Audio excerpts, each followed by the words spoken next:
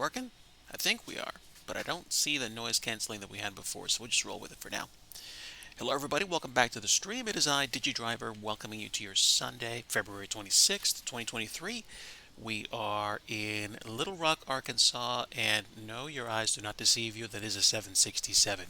I saw that a recent update to the Project 76 freeware 767-300 had been released, and I am in the process of getting ready to test this.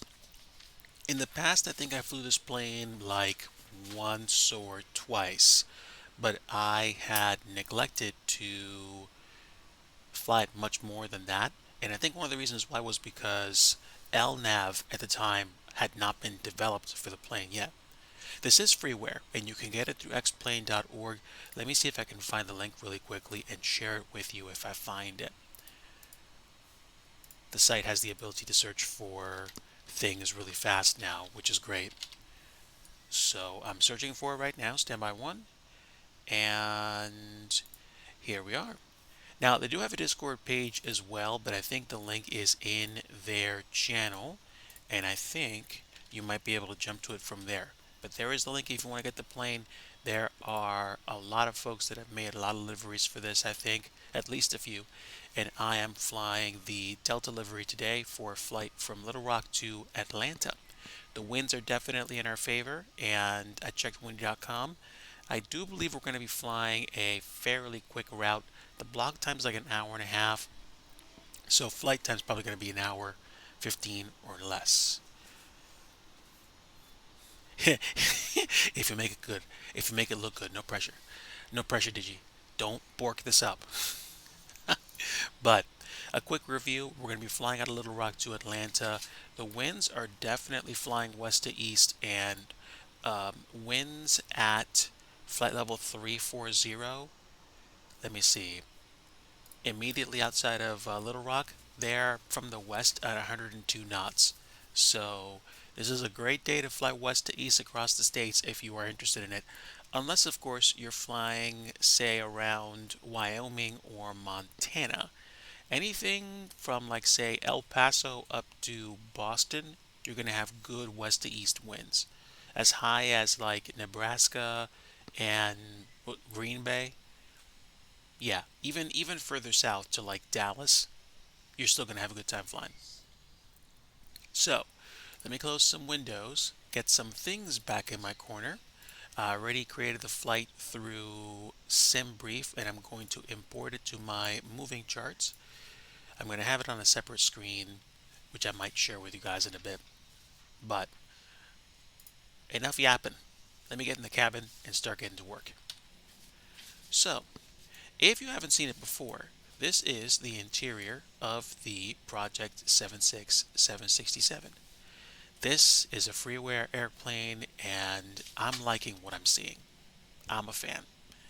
Not everything is, textured to an extremely high grade, but TBH, I kind of don't care.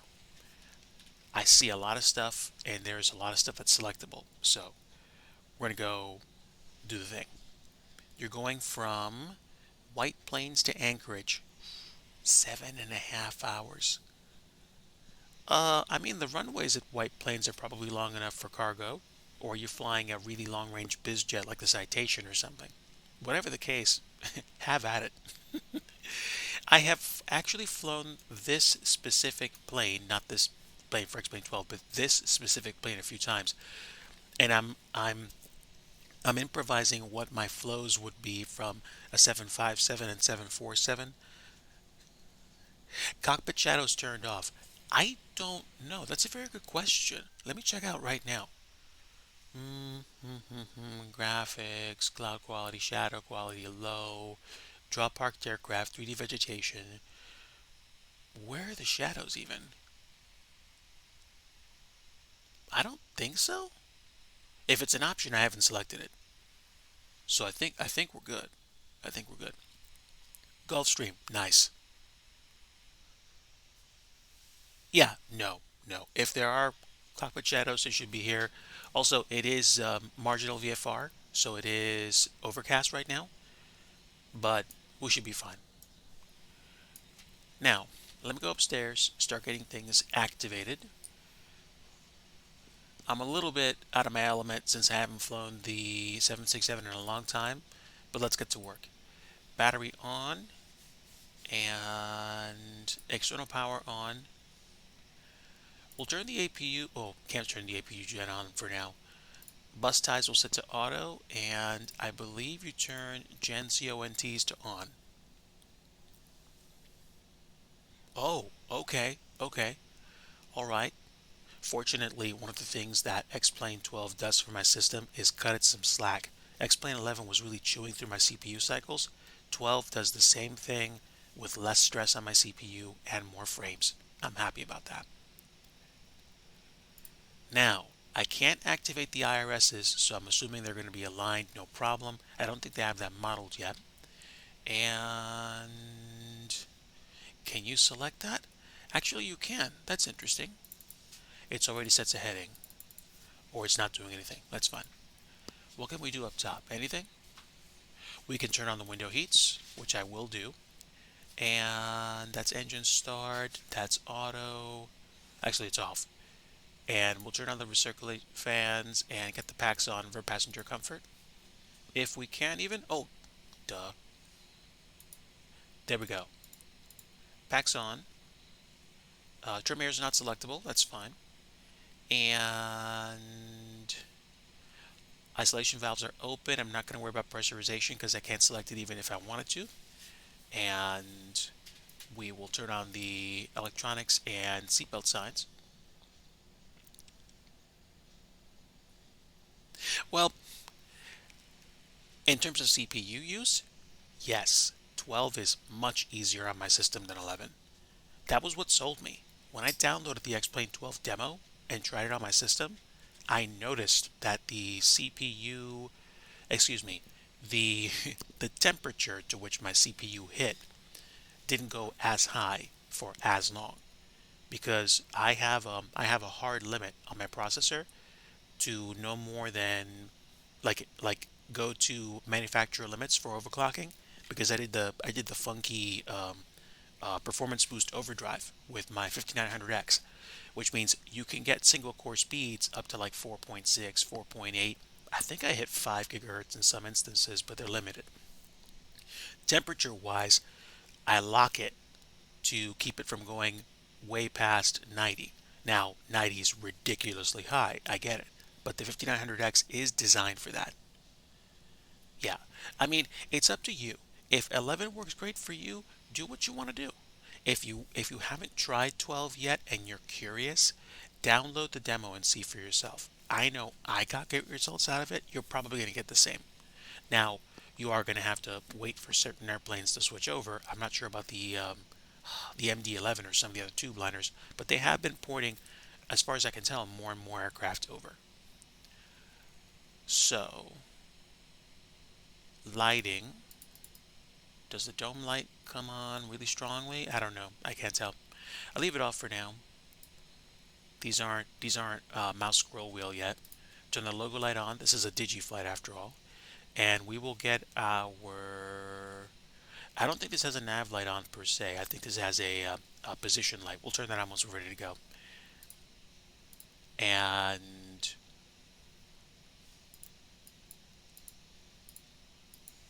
I think I'll play around with lighting some more as we have the opportunity to. I'm not going to worry about it right now. So I think for now we're okay. And we will be doing this flight offline. So, sit back and relax. We are going to have time to chat, catch up. This is not going to be something where I'm going to be jumping back and forth between comms on ATC while I talk to you. I've had a change of heart about streams where I do ATC, and I'll probably clue you guys in on that more later. But for now, let's get started. A friendly reminder, if you haven't already done so, double check your AirAx cycles. They did update last week. I just finished updating mine this afternoon, so we're going to get going. We are going to be flying out of Little Rock, so Kilo, Lima, India Tango to Kilo Alpha Tango Lima. And we're going to be flying as Delta 1907. There we go. We will get the flight plan set.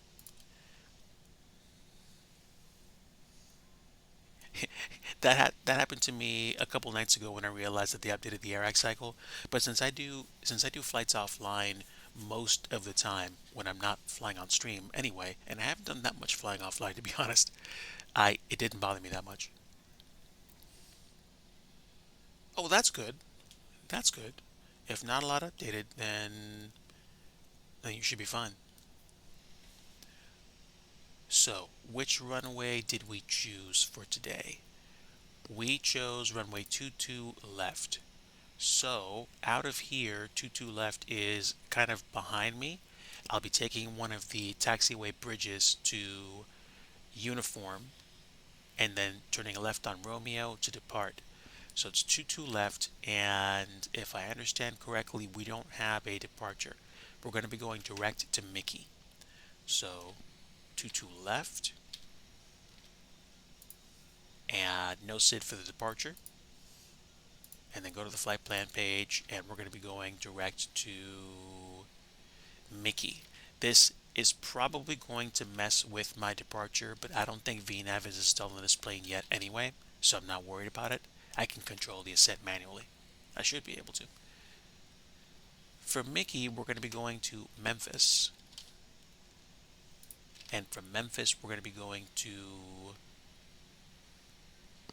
a lot of directs. Are we not doing any airways? No, apparently not. Okay. All right, from Memphis, we're going to be going to Hutch. And then from Hutch, we're going to be going to Kinsaw.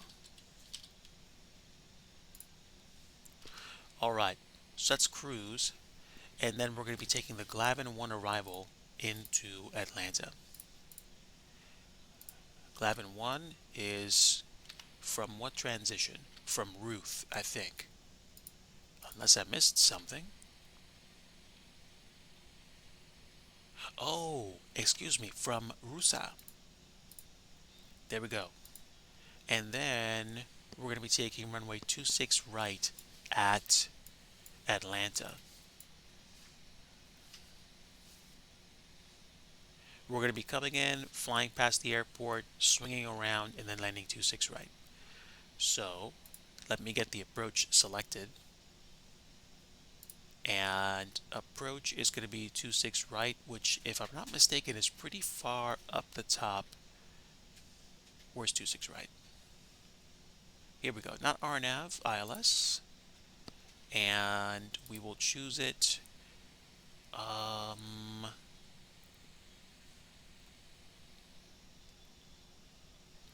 Transition either Haynes or Zelo. We're going to add a Zelo to the route. Okay, so we fly past the airport, come in about 20-25 miles out, and then get set for the arrival. So that's it.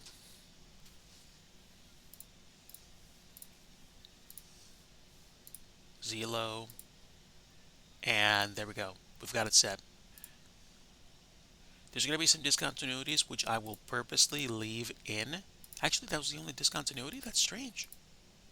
Wow. I was expecting a manual, like vectors from here. It's alright.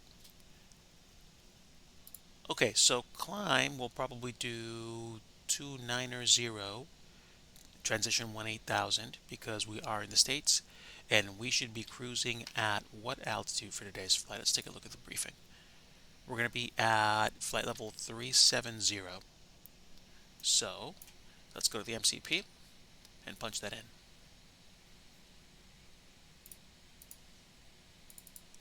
Give me the bigger scroll. No, I guess not. 370, great. And we're going to be climbing at probably, I want to say 3,600 feet after takeoff. The magnetic deviation for this airport is going to be 227 for the initial runway departure.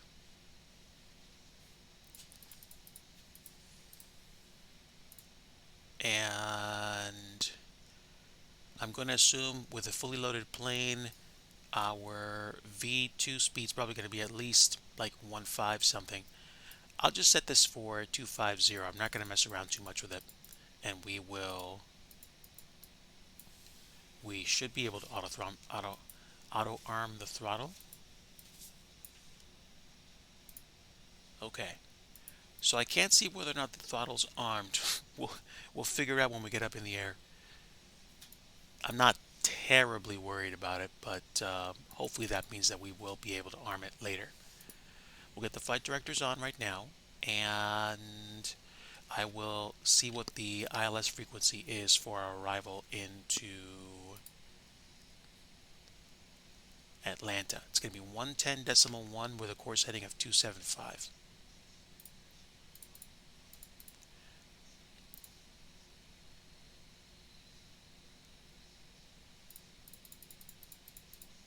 .1.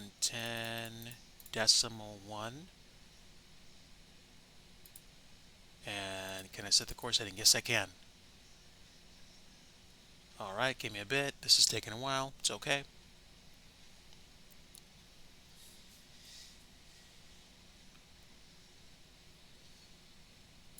275 is the course. And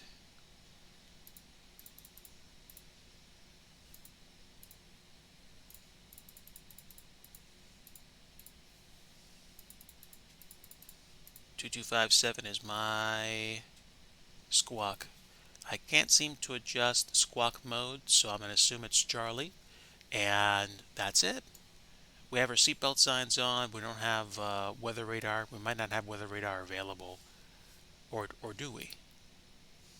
No, that's just, that's comms. That's fine. Not worrying about that. And let's go and just make sure we're set. And we do have two separate screens we can use. That's great. We'll set the arrival data on the first officer's side. That way we'll be able to confirm that we have localizer course and approach. And that's it. Now, what am I missing here? I'll turn my panel lighting all the way up because I'm like that. Chart lighting. Wow, these take a while to scroll. It's alright.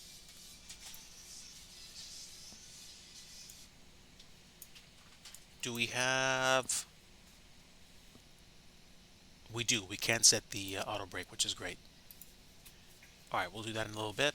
And can't mess with this or these. Oh, can we? We can't change the brightness. That's fine. And engines are offline right now. We should be seeing some warnings, but I don't think they've modeled that in the plane yet. Now, show me, is the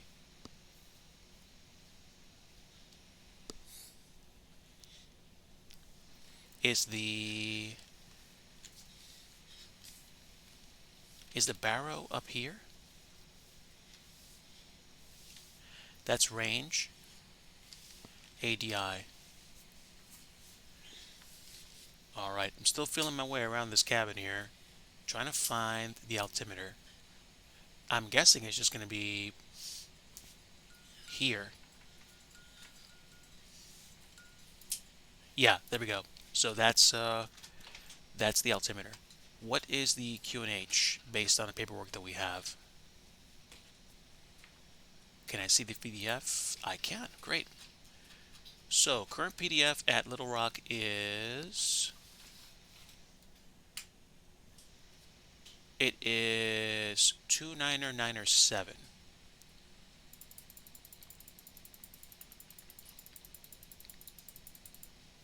There we go. Altimeter is set. We'll get the... Ooh, this has a block timer? Nice. Let's go. Freeware development for the win, chat. Okay, they finished servicing our aircraft, and believe it or not, XPLANE 12 does have a little bit of logic for getting trucks to show up to your plane and do things like give you fuel and load the catering service. So we should be fully staffed for our flight to Atlanta today. I also have my joystick plugged in, a improv placement for all the things. So I'm going to set myself up for success here. Remove my other panel. Sorry for the noise I'm making. And there we go. I have a tablet PC that I'm using to watch my stream as well. So there we go. Digitech. I will put this here. There we go. Now we're set. I can go back upstairs and turn on the yaw dampers. And what else am I missing? A quick peek. Just check my flows here. The hydraulic pumps are already on, and demand is not selectable. Give me a bit to check something.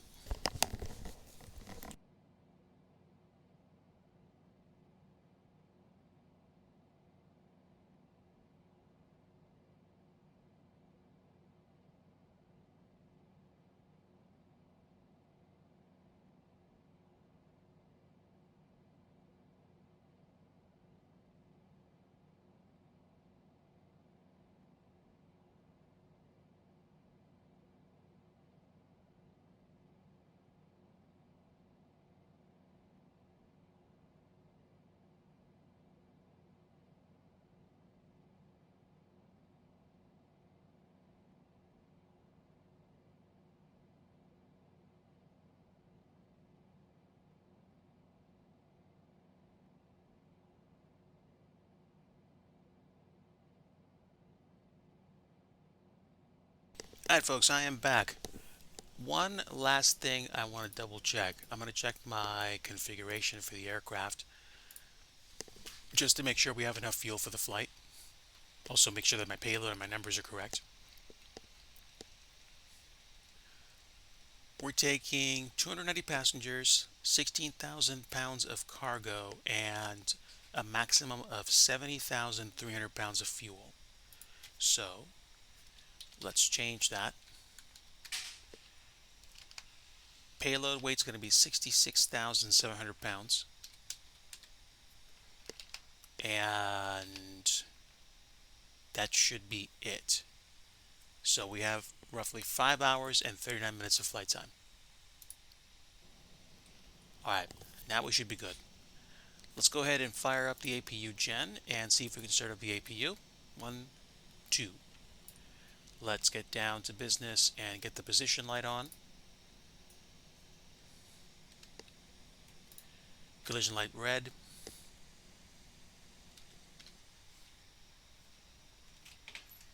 Did it turn on? Let me try it again.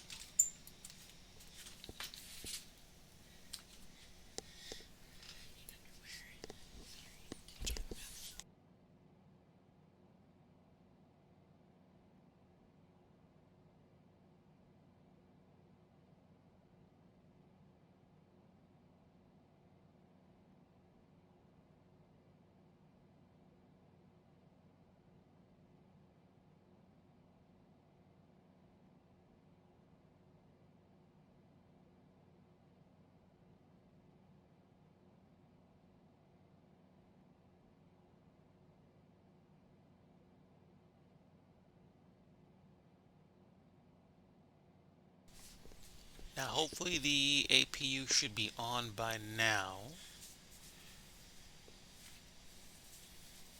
We don't have fuel in the center, but I can't turn those bumps off, so whatever.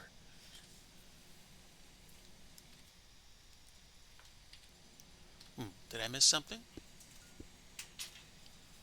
I don't think so. Not going to worry about it. APU gen is on. APU should be started and running. It does look like it's running. And now we should be able to disconnect external power and not lose everything, which is a good thing. Again, isolation valve, center isolation I can't close. APU bleed's already on. And that should be everything. I can't adjust pressure, so I'm not going to worry about that. We should be fine for the flight. And now we can go ahead and request pushback. I don't know if it's going to work with this plane because it's a add-on, but we'll find out. Service is complete. And just double checking myself. Okay, let's get underway. Now, before I select my pushback, I need to go that way. So probably tail to the right would be very beneficial for me for taxiway uniform. Little Rock Academy Field Route, November 767 Sierra. Request pushback to the right. November 767 Sierra. Stand by.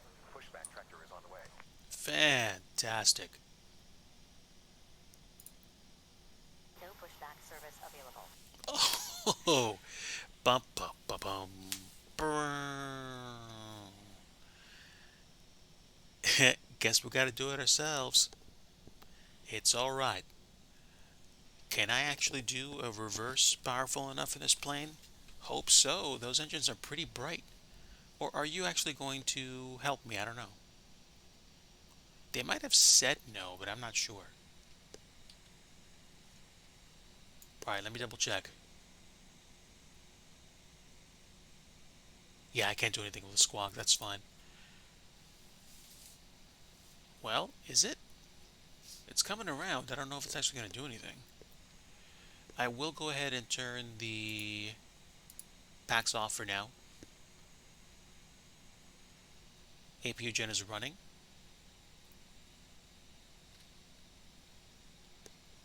That's interesting. They're still coming to help me. I thought they said that the service wasn't available. Commencing pushback. Release parking brake. That's fine. We'll take that, chat. Alright, great. Let's get to work. We'll start engine number 2.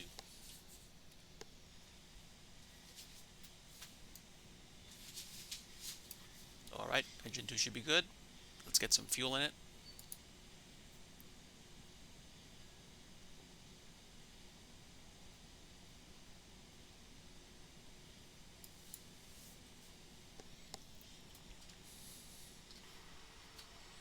Yep, I hear it. Let's go to engine 1.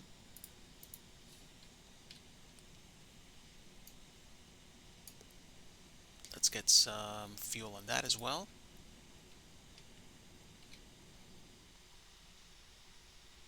There it is.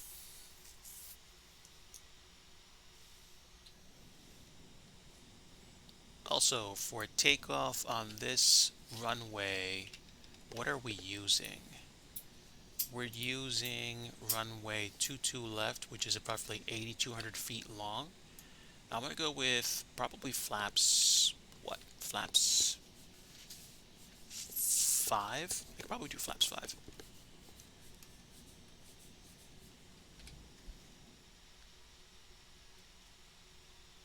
Flaps 5 it is.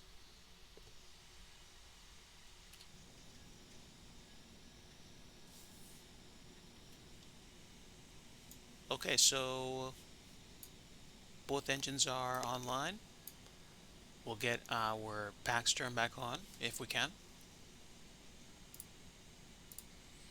Packs are back on, yaw dampers are on, pumps are all working.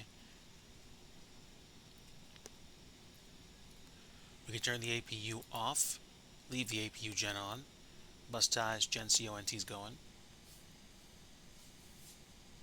Disconnect. Pushback completed. Parking brakes back on.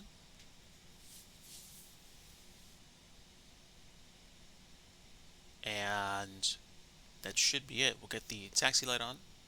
Can we even?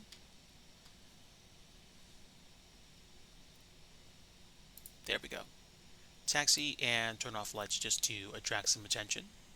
And that should be it. We've got our packs back on. And can we adjust temperature? No, not yet. It's alright. Okay, the pushback truck is moving. Let's go ahead and check our control surfaces. Okay, we got full left, full right, full forward, full back, full left rudder deflection, full right rudder deflection. Check outside.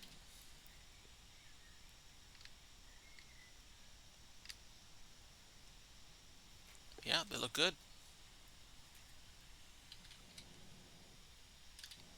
Is it just me or did the engines turn off? Did I neglect to do something? Heh, looks like the engine's turned off. Give me a bit.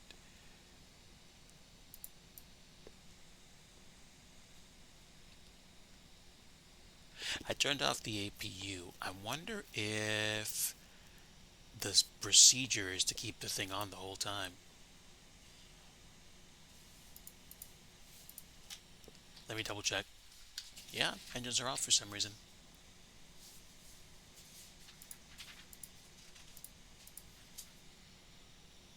Alright, we'll keep the APU running for now. Packs are off. We should see them turn back on. Unless I messed something up. What? The fuel was on, so we didn't have the fuel set to cut off. Fuel pumps were on.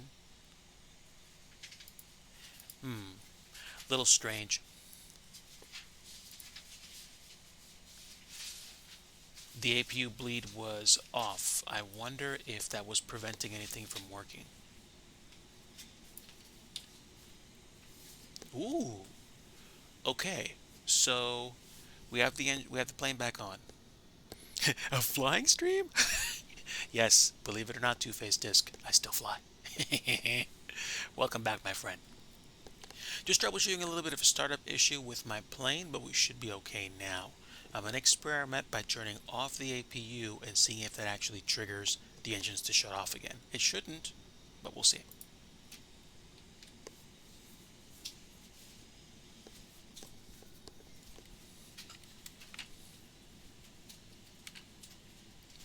It looks like the logic ties the APU to the engines, so for some strange reason, I'm going to have to keep the APU on the whole flight. Yeah, a little strange, but not out of the ordinary. And like I said, I could care as long as this plane does what it's supposed to. So, let's try it again. One more time, please. Alright, there we go. I heard him this time. Packs are on. And that's it. We'll roll with what we have, and hopefully the airplane won't shut off when we take off. Check the flight controls. We should be good. Let's go ahead and release the parking brake and get out of here.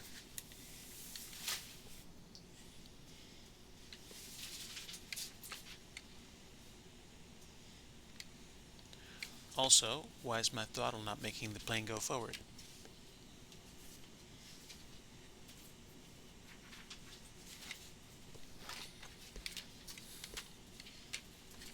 Because for some reason, my throttle is not tied to the output. That's strange. No, the throttle's working, so that's a little bizarre. I don't need engine reversers right now, though. Let's see.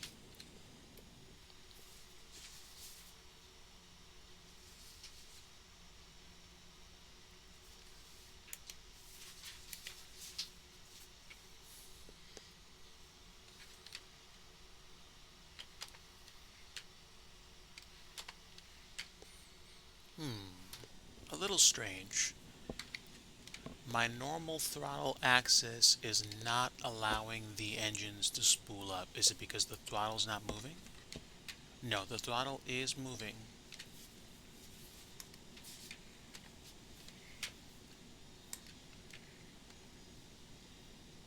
Yeah, we should be fine, so I'm wondering why the engines are not spooling up. Let me cheat a little bit. I'm just going to put everything to engine start mode, and then that should take care of it. Okay, auto engines to running real time. That should probably make the whole thing be good.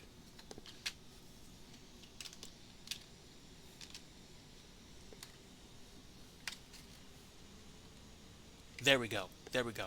I think it's something to do with the fact that the sim I think prevents certain startup flows from working, kind of like with the Xcraft's ERJ-135 that I have. You can't start the plane without hitting the shift control E command, and then you can start the engines, or something that lets you start the engines after hitting command. But what are you gonna do? Okay, so delays and all, we should be on our way to Atlanta at this point. It should be about an hour and 20 minutes flight time. And speaking of flight time, I didn't hit my chrono button. Does it work though? I don't know if it does. The click spot is there though, so that's fine. Left turn up ahead on Romeo.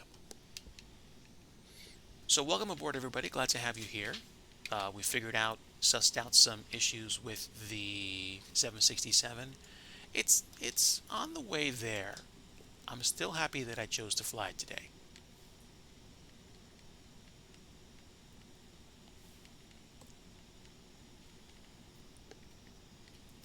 This is XPLANE 12, so fair warning to everyone watching. I haven't installed Ortho yet. It's going to be default scenery all the way. I do have live traffic running. I don't know if we're going to see any aircraft on the way over to Atlanta. I'm assuming we will since it is real time, but we'll figure it out as we go. Taxi lights are on right now, and essentially for me, once I get past any potential exits to non-runway activities, I turn my landing lights on. So nose gear is on. Let's see. Position light on. Wing light on. And we'll do a run up once we get to the hold short marker just so we know we're ready to go.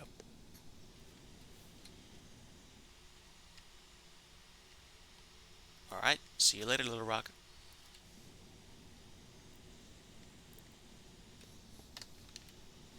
But for sure, this is a default airport.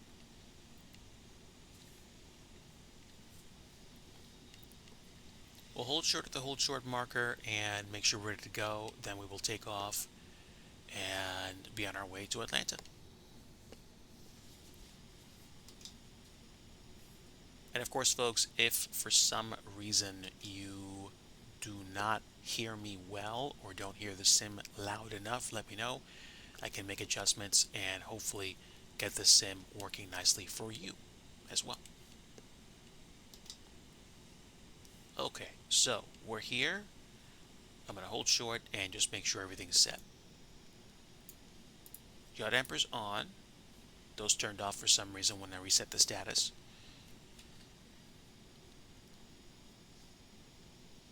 APU gen is on, even though the APU should be off at this point. Bus ties are auto, gen CONTs are on. We're going to leave these lights on. Position and red and white collision lights are on, wing lights on because of MVFR. Fuel pumps are running. I can't turn off the center ones. The center ones don't have any fuel. That's fine. We will get our window heats on. And again, cabin pressurization is not modeled in this plane yet. Turn the logo light back on.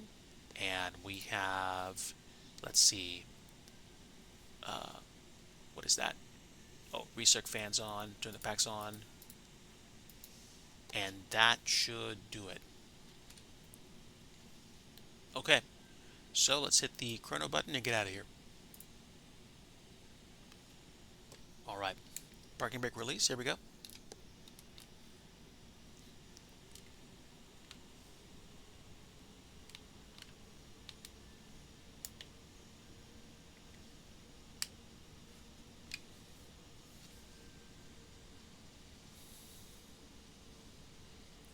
Our waypoints are set, so a climbing, probably left turn to our waypoint should be enough, and then we'll be on our way to Atlanta.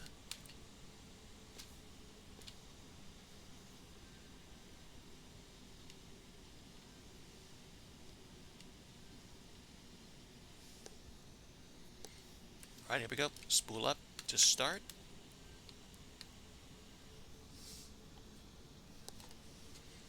And let's go.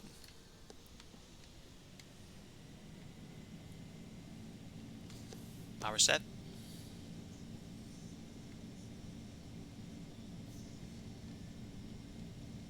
Any knots, thrust hold.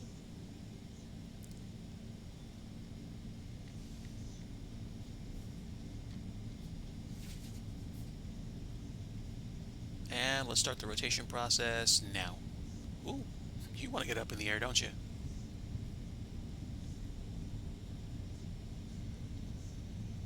Positive rate of climb, we'll go gear up.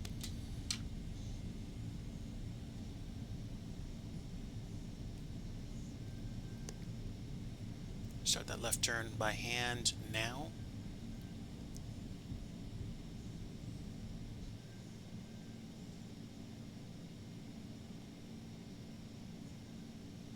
Tip the nose down a little bit for speed.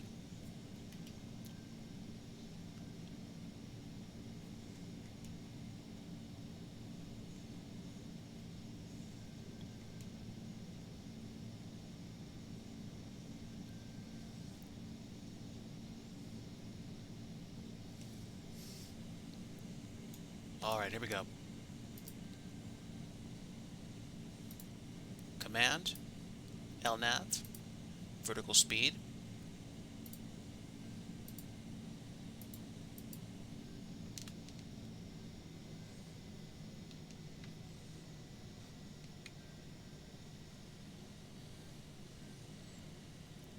Command is engaged. We should be at least turning towards the initial waypoint. Let's do this thing!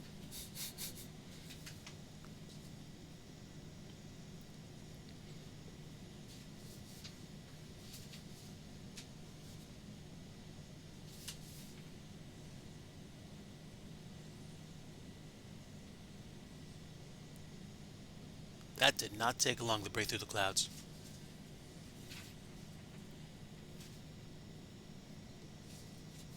Shadow quality is low.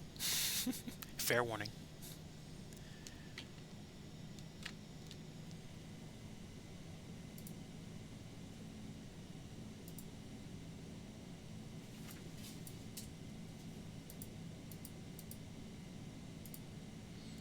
Auto throttle does not seem to be enabled at this point. It's okay.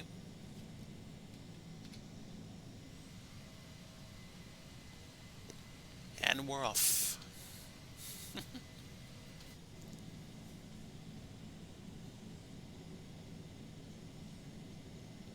No errors or warnings.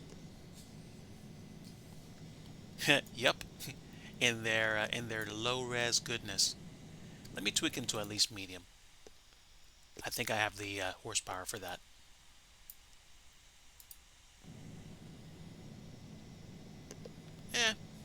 Better.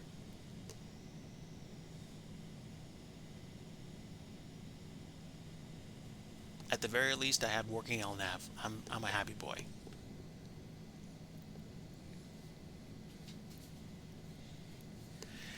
Yes, you are correct. Autogen in XPLANE 12 is better. 10,000 feet. Landing lights off. And that's it for now.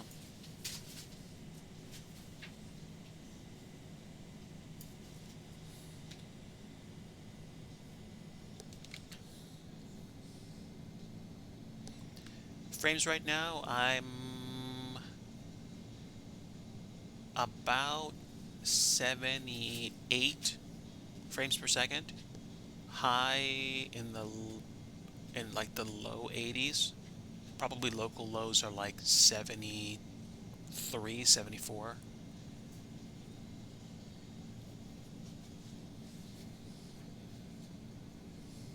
I mean, the shadows are on medium. They're not on high right now. So if I come up to like super duper high, then that might chip away at that a bit. What I've noticed really takes away from my frame rate is increasing my resolution. So I'm streaming at 1080p right now. My display is at 1920 by 1080. If I was to try to fly this at like whatever the 2K display resolution is, that would chew through my frame rate. Not that much, but there would be some frame rate hit. So, not bad. Now, did I do something wrong with the auto throttle? No, because I can't use it with a scroll.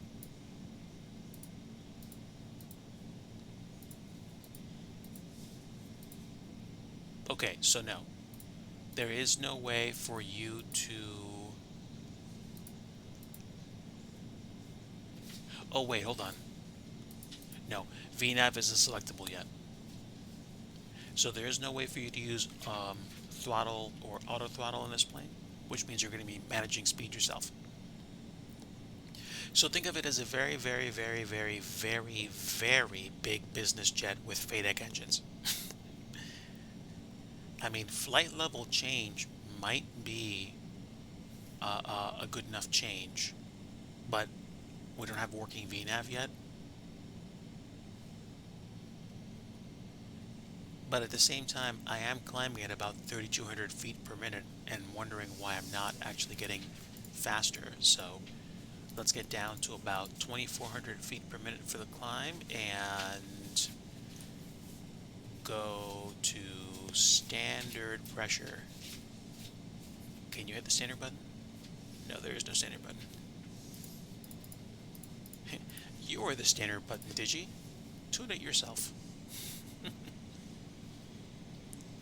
Okay, recall button doesn't work, cancel doesn't work, and the auto land stuff doesn't work yet, not that I know of. The route. Would you like the route? It is not a command, but I will give it to you anyway. Today's route is the following. We're flying from Little Rock to Atlanta. We took off from runway 22 left, and we're going to Hartsfield Jackson International. There is the route straight from my OFB.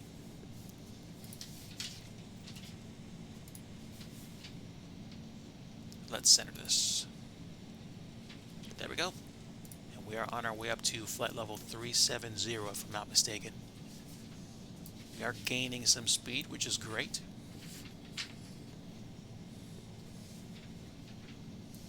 And can we see things like wind direction? Doesn't say, but hold on.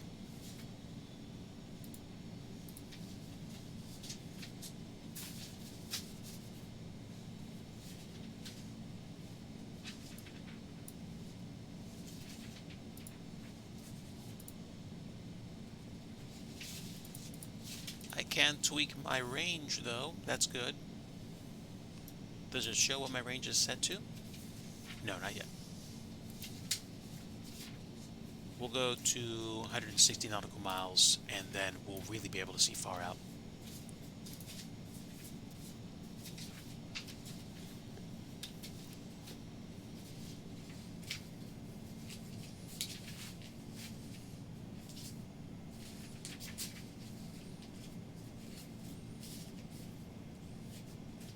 Oh, the bot blocked you. Oh, okay. So I see. Separate streaming machine. No, actually. I stream and fly on the same machine. It's been that way since the early low frame rate days when I streamed on a tablet. I was able to. It was a Surface Pro, and I was actually able to fly FSX on it. The cool thing about flying FSX on a tablet PC was that the touchscreen let you flip switches just by touching them with your finger, which is, I thought that was pretty cool.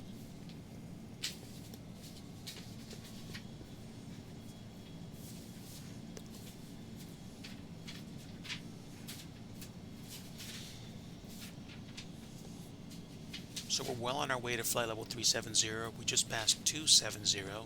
Can I switch between... No, not yet. That's fine. I'm not worried about it. Let's get this thing set to maybe 280 for the cruise.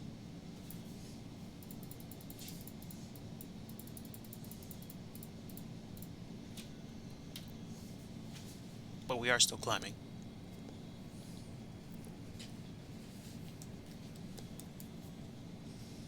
I'm grateful. There's a story about that processor, Kevin. I was flying and streaming from May of 2019 till about November of 2021 on a Ryzen 5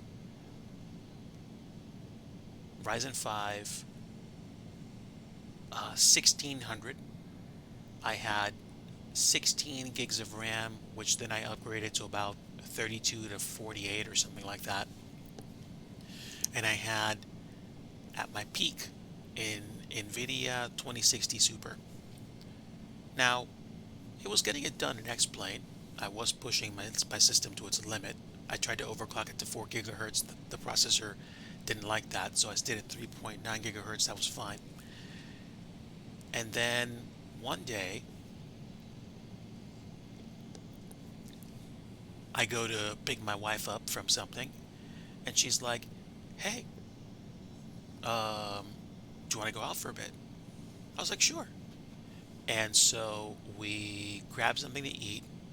I had picked her up from a medical thing, and then we decided to go down to just closer to the city and go to have some fun.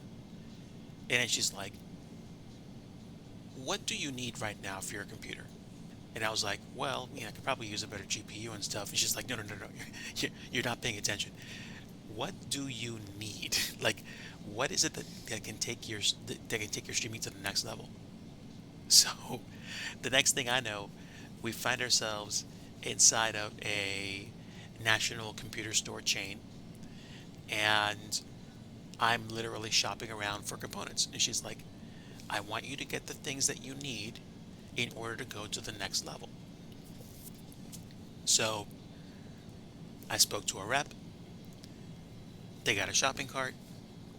In went a Ryzen 9 5900X, a 3060 Ti, 64 gigs of RAM, a couple of NVMe an NVMe and an SSD hard drive, and the usual stuff like Windows, all that. I came home, you know, giddy as a little kid, and over the next week, I put it together. Inconsistencies and assembly errors aside.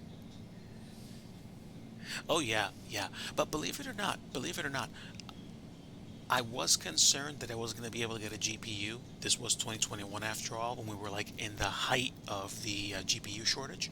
I mean, I know there's still things that you can't buy quickly, but when they told me that I could get a 3060 Ti right then and there, I said, "Okay, do it." Could I have chosen differently? Sure, but it works.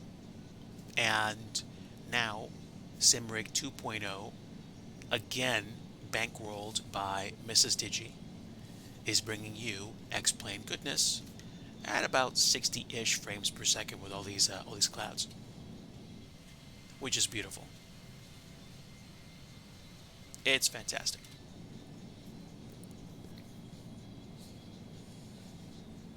Oh yeah, yeah. The last before everybody kind of got shuttered in for a year and a half solid, the last GPU that I bought was a 2060 Super, and that was in like the beginning of 2020 when you could actually go inside of a store, around other people, buy things, and go do your own thing.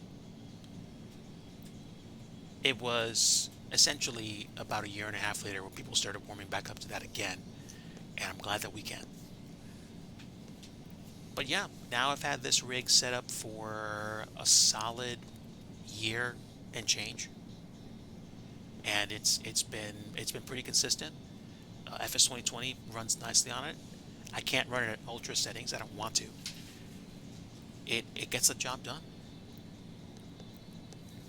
Mrs. Digi has been a strong supporter of my flight sim hobby ever since the days when all I had was a Surface Pro tablet, because I would kind of bring her in on it, do flights in FSX, take my 7.5 or 737 or whatever I was flying up to cruise, and I said, "Hey, Mrs. Digi, we've hit cruising altitude.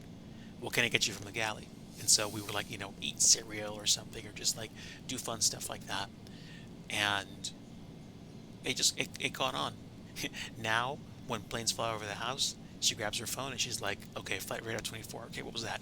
Okay, that's UPS. That's FedEx. That's a plane flying. Oh, an Emirates plane. Cool." So like we talk about stuff like that.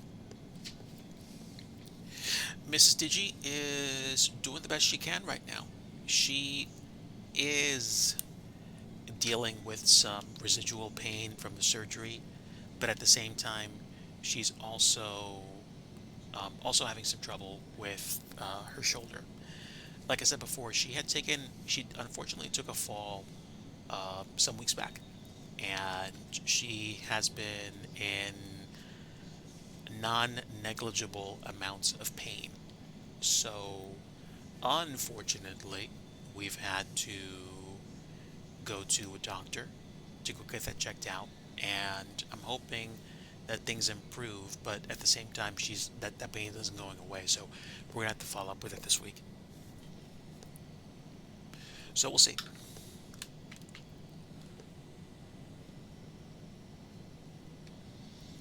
Okay, we've hit cruise altitude. Let's see how far we are till we have to start thinking about descent.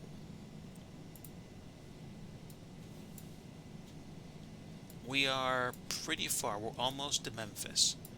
So we've been chatting for the past, I don't know, 20, 25 minutes, 15 minutes easy. We left Arkansas. We're about to cross the Mississippi River, and give it another like 45 minutes or so, and we'll probably begin thinking about descending into Atlanta. If we're talking about the arrival, the arrival, let's see, 12, 29, 39, so like 12 and 30, 40, 60, like 70. We've got, I'd say we have enough to begin descent right when we enter the arrival. But I'll be paying attention to requirements once we get closer to Hutch. Two-Face, thank you so much for your support. That means a lot to me. Thank you, Kevin. But yeah. I've been on the comeback trail with regards to scenery development. my my mousing days are a little bit rough because I'm doing work and I'm doing scenery dev quietly when I can. But I am starting to get back on the grind with Plymouth Municipal Airport again for MSFS. At some point, I'm going to start doing XPLANE 12 development again and get back to Mackinac Island to work on the airport and the island. I have a lot to learn.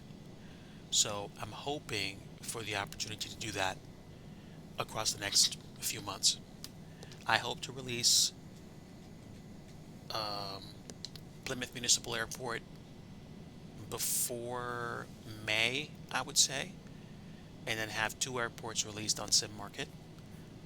I'm also contemplating the idea of having my own website where I can just sell them directly there, but then I have to think about things like how I'm going to license them, how the download process is going to work, and Sim Market takes care of so much of that overhead for me. So I am okay with that. I'll let them handle that, and we'll move forward that way. But in terms of scenery dev, in terms of what I'm trying to accomplish, I would like to release Plymouth Municipal Airport by summer, and then another airport of my choosing, at some point, like, I don't know, in the fall again. It's not going to be Philadelphia because for MSFS we do have I think it was Dominic Designs that said that they were going to work on it, and I'm okay with that. I wanted to try it, but if somebody's going to be doing it that's more established, that's fine by me.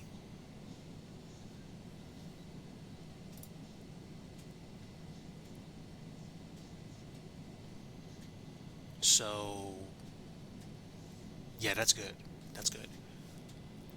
I think I think the next thing I'm gonna do is probably build my chops by releasing a bunch of smaller airports because I think there are going to be a surprising number of people that are going to appreciate the level of detail that I'm putting into places like the airports that I've made for the small airports that they either grew up in or they started flying in. At some point, I want to work on Roanoke and I want to work on other airports. Actually, as a matter of fact, give me a moment. Let me check my Discord account because I am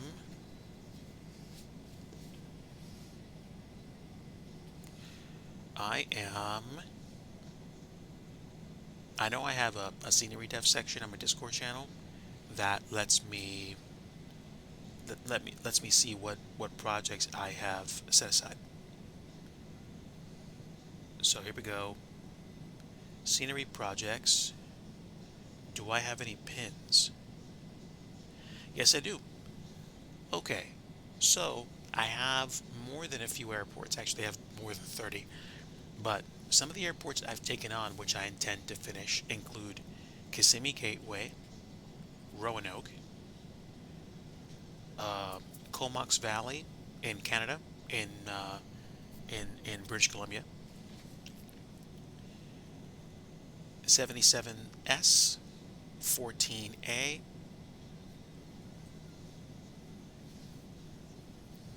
S33, Kilo Papa Victor Charlie, and some airports overseas in Italy for some friends. So there we go. I'm going to be busy for a while and hopefully making some airports. But I think I do want to line up somewhere between 3 to 4 tiny airports, and maybe call it. Maybe I'm going to call it the summer of scenery dev, and create build scenery for really small airports and come up with a system. I have determined that something between. I was going to say a number. I don't know. I think I figured out a way to work on airports without spending so much mental energy. I'm going to work on everything except the custom buildings first, kind of like I was before, laying out the runways, the taxiways, all those things correctly, and then work on the buildings, place those, and then do final checks. What happened to me was that I got stuck. I got stuck with Plymouth on the custom buildings that I was working on, and that burnt me out. So I backed off from that for a while. I grabbed some hardware. I was messing around with like a Raspberry Pi and a Raspberry Pi Pico and had some fun with that. And then I came back and it was just like, if the only thing I can do right now is to lay fence down for the airport, that's what I'm going to do. So I've got somewhere close to half to 2/3 of the airport wrapped in a fence at this point. And once the fence is in place, then I'll probably I'll probably work on the ground textures and see if we can't create a couple of basic types of hangars and use them. There's going to be 1 or 2 more places I'm going to make custom. Maybe the school on the east side of the airport. Maybe, maybe not. And then I'm going to release that and probably release it for about the same price. Maybe I'm going to use that as leverage to just not make every single building a custom building, and then be able to turn around and leverage that for the next round of scenery development that I have. I have one airport on Sim Market right now. It is W94, which is a DoD-owned airport outside of Williamsburg, Virginia. I'd like to keep adding more airports to that list, but am I in an absolute hurry to do it? I don't think so. I want to be fair, and I don't want to do like 20 some odd different things in like a short time span. I am one person building the scenery, and I have to keep kind of reminding myself of that because it's just like, oh, I got to do all this today. It's like, well, do the best you can and let go of the rest. These are the kinds of conversations that Mrs. Digi has tried for years to make me understand. Like, it's okay. Like, you're one person. You're you're going for it. Don't beat yourself up. My woman is smart, and I'm grateful for her support. Now, we're about halfway from the Memphis waypoint to Hutch, and that's like almost over the Muscle Shoals VOR.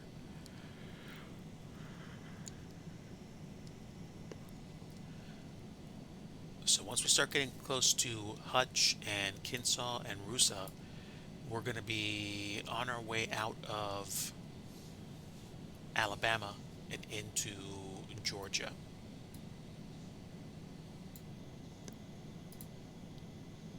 I'm pleased with this plane. I like it.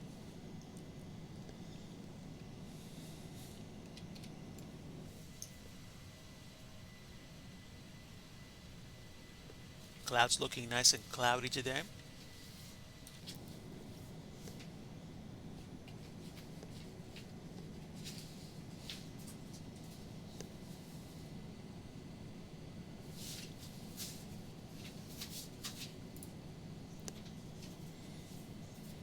Just double checking myself here.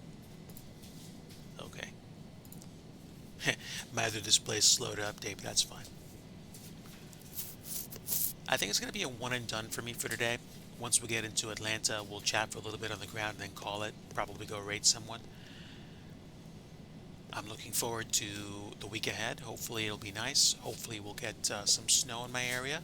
I've been jonesing for some snow, and I hope that we get some some stuff at least to cover the ground. I mean, if I have to eat my words and shovel it, then that's what I'm gonna have to do. It'll be a good workout too, so I'm happy with that. So let's see, where are we right now? Ooh, glad I checked. We're coming up with this continuity. So from Hutch, Kinsaw, and Rusa, there's nothing really complicated about that. We'll just go ahead and clear that, move that up, and execute.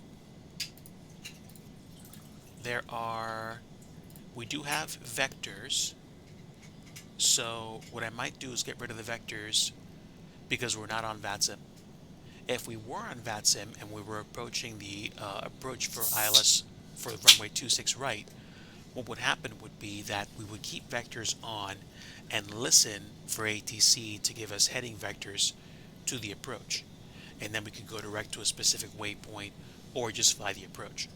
Since we are offline, I'm going to go ahead and remove that vector section, and that takes care of anything that I can see. And it looks like our missed approach altitude is going to wind up being 4,000 feet. So, good enough.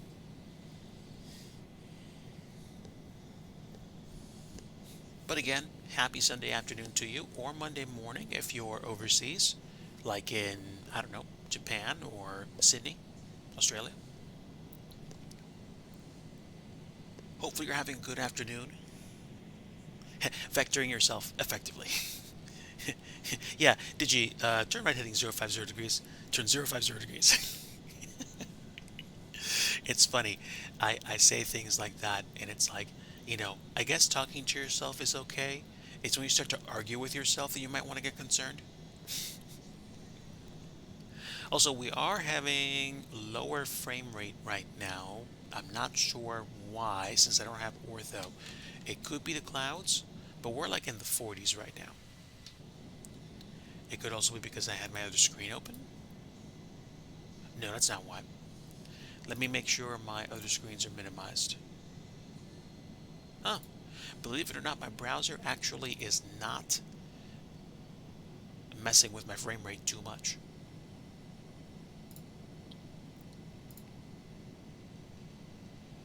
Yeah, so we're pretty much about halfway to Atlanta at this point, and that's cool.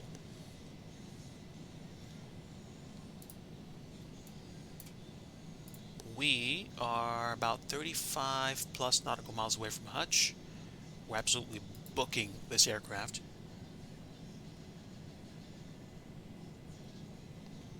Yeah, I'm grateful. I'm grateful. The cloud quality is maxed out, but shadows right now are like medium quality. Oh, maybe the reason why is because my render distance is pushed to high and my autogen is set to maximum. Maybe why. The frame rate's going back up though, so it could have been a particular metropolitan area or something like that. Let me see.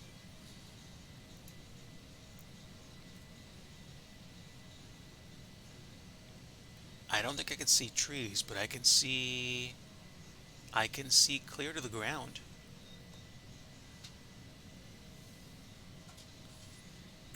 Let's see. I can see the coastline or the trees. I can see the trees. Yeah. Okay. Something to consider perhaps. Maybe I should reduce my rendering distance. I like having it high when you're on approach or departure from an airport. So maybe that's the reason why.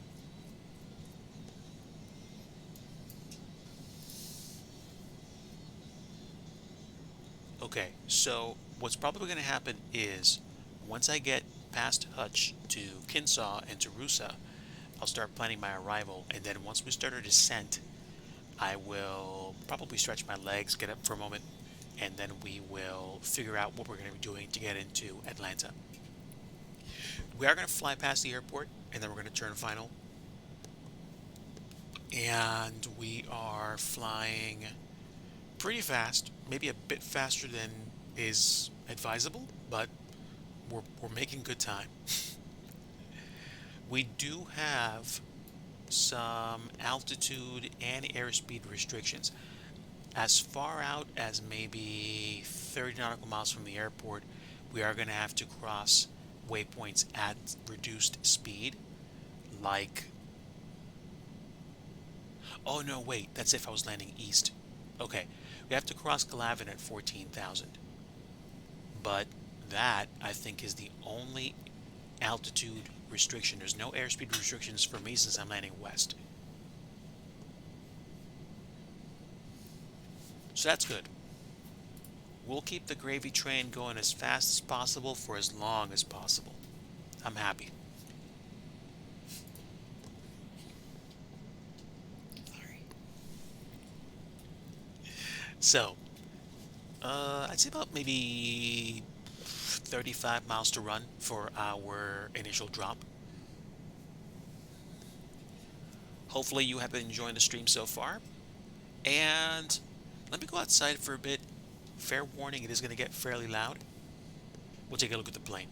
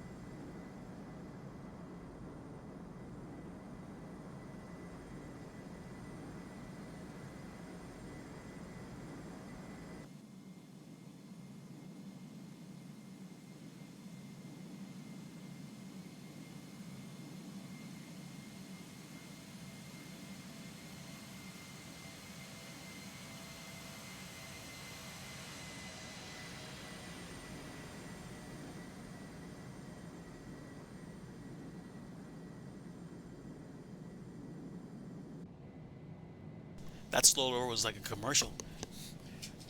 Welcome on in, Pavlin. Hello, everybody. The BB767. Not familiar with it. I think there is a freeware 767 already available, if I understand correctly. Yeah, yeah. Okay, so a little bit less, a little bit more than 25 nautical miles out from our, I think, initial slow descent down. Thanks for the 20 bits, Pavlin. Bluebird Sims. There we go. Bluebird Simulations. I knew they were working with Just Flight to make a 757. I did not know they were working on a 76. I think they mentioned it and I forgot. Interesting. Interesting. Very nice. Okay, so let me hide that display. I'm not worried about frame rate right now. All right, we're still at 370. Let's take a look at our approach. We're almost to Rusa. So,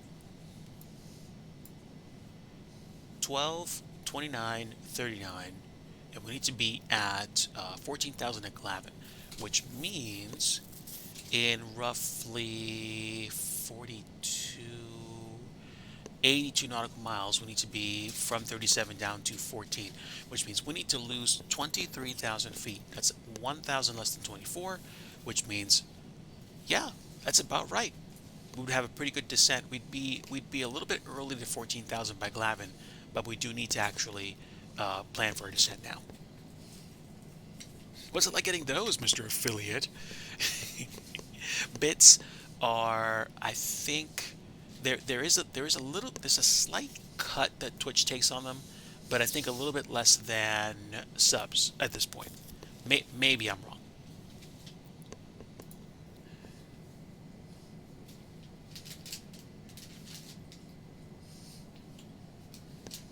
Content. One link. What link is this? Ooh, nice shot, Two-Faced. Very nice. Let me know more. Thanks for the 20 bits, Pavlin. All right, let's get going. We're going to go down to 14,000 feet. And based on the current ground speed of 483, we'll descend at about 2,500 feet per minute. Let's start throttling back.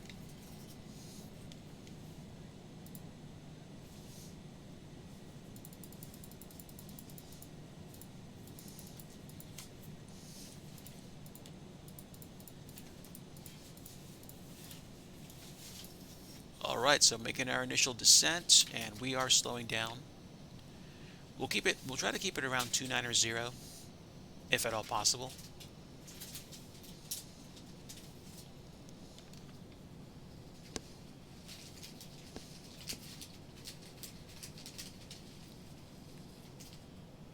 Okay. Thank you.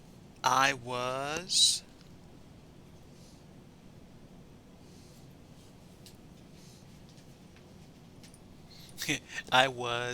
trying to figure stuff out in my head.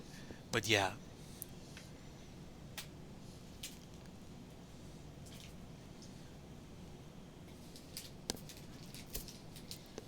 That's right, you are doing a world tour. So, oh, well, let's see. I didn't set my auto brakes to RTO for takeoff, so let's try to set them for our arrival, shall we? I like going with auto brake 3, and can I arm the speed brake? It doesn't look like I can. I should be able to activate it though. Or can I not? It's okay. I'm probably going to go with an aggressive setup for landing.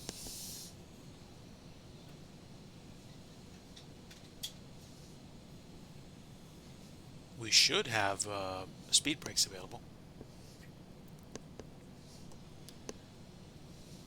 Well, let's see. We're about 468 knots. So let's see. 460 times 300. Yeah, let's drop the descent rate a little bit.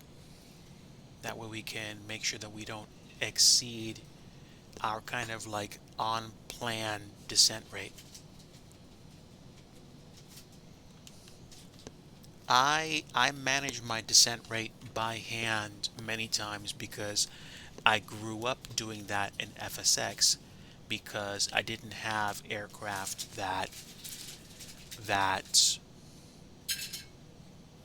did were like VATSIM ready. I did buy a BizJet from Coronado, the Phenom 100, which did have the ability to get AirAC cycles and fly slant Lima, but I found a way to cheat. I was generating flight plans on SimBrief, flying them, hitting the waypoints that I could in the FSX GPS, and whatever I couldn't add, I would fly to by hand with the heading bug. You always increase speed to make the descent faster. Yeah, we're pretty good. We've got some pepper on the descent, that's for sure. So let's see, about 2,200 feet per minute at this point. How far out are we?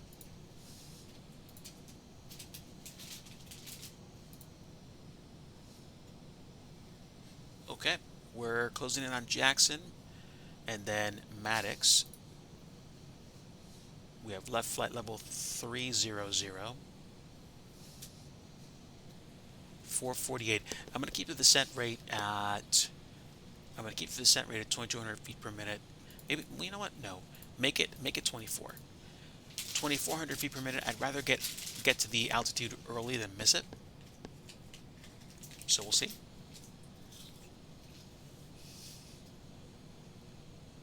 So I might not be able to activate the speed brake the way that I normally do, but I will have reversers at least.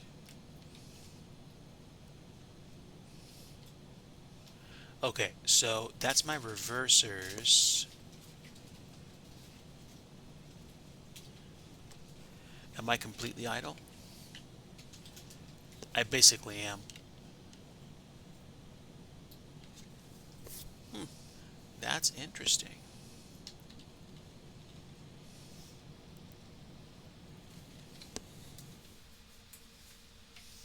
Okay, no. Maybe I'm missing something, but it's okay.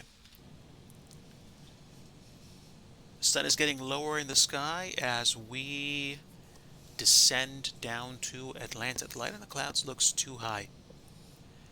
You might be right. I mean, to me, the current atmospheric effects look a lot better than they did with the old XPLANE 11, so I'm happy with this right now. In a sense, XPLANE 12 reminds me of what P3DV 5.3 looks like with enhanced atmospherics, which is something that I like. So I'm content with the way stuff looks like right now. Now, with that said, we are going pretty fast on the drop, so let me cut the engines almost off completely.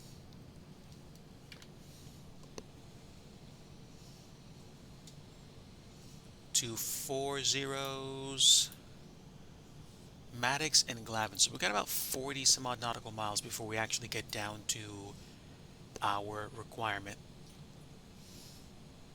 I do believe we'll make it, especially since we're putting a little extra drop. 421. I think 2100 is good now.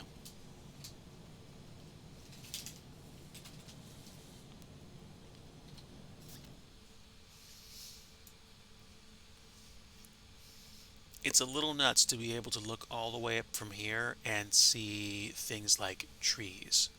I don't see houses down here though. Maybe I'm missing a city or two. I do see power lines. Sweet.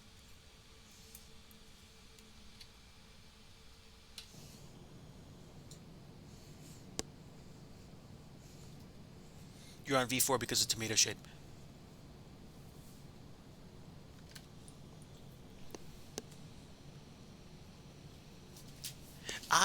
Yeah, like it.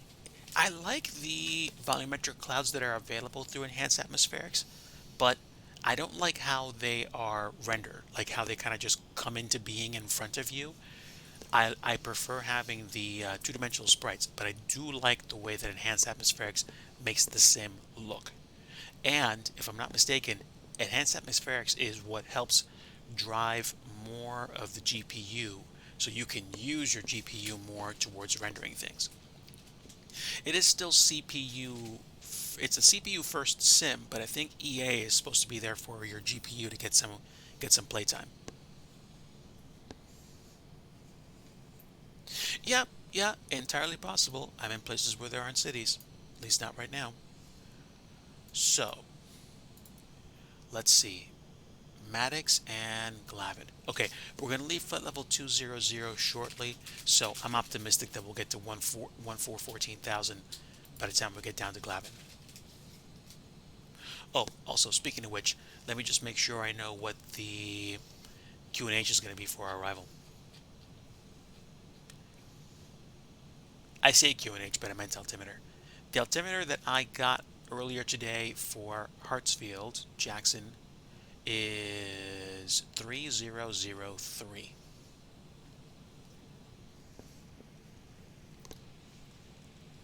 Okay, final flight level 180s are here. I'm going to go ahead and tweak my altimeter now.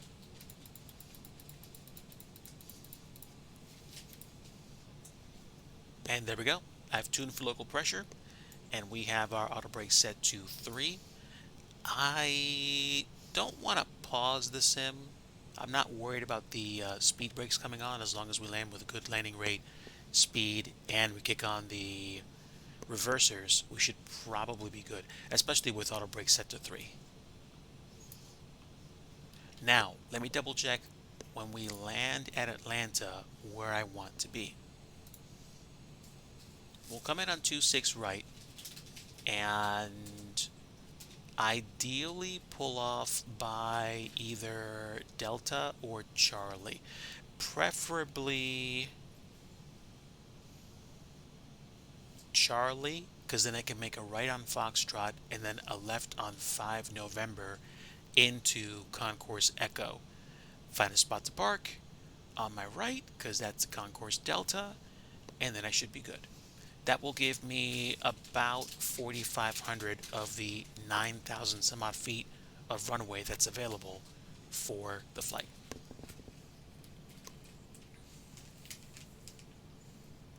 Why not click on the board under the speed brake? Why not? Stab trim up. Let me double check, because sometimes I think click spots are all the rage. It seems like I can't click or slide, so it's something I have to figure out. I just downloaded and installed this plane yesterday, but didn't fly it, so there might be something I have to do. Yes, I am using default weather.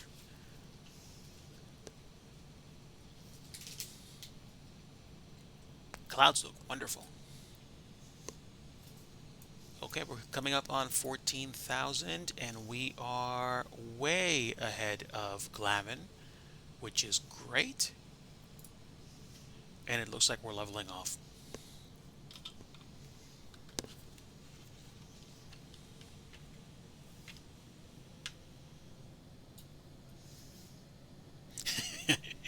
You're right, Pavlin. Very suspicious. But it might have been something that I did wrong, because I did reset the state of the plane to make sure the engine started. So maybe I tripped something. I can always let the team know, because this is still a work in progress. It is an alpha version of the plane, so it's like I'm gonna cut him some slack. I'm not expecting everything to work.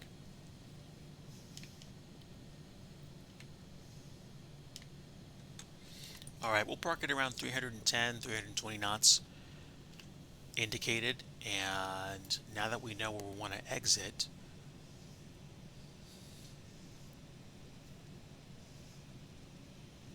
we will see. Coming up on Glavin, and again, no restrictions for the arrival per se, although I would imagine once we get past the airport, we're going to want to be under 10,000 easy.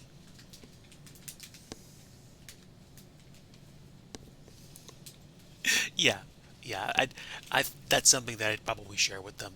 Like, I had difficulty finding a click spot to arm the speed brake, stuff like that.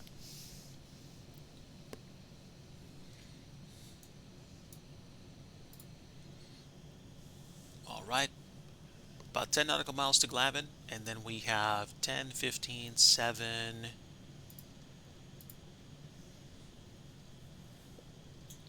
like 30, 40.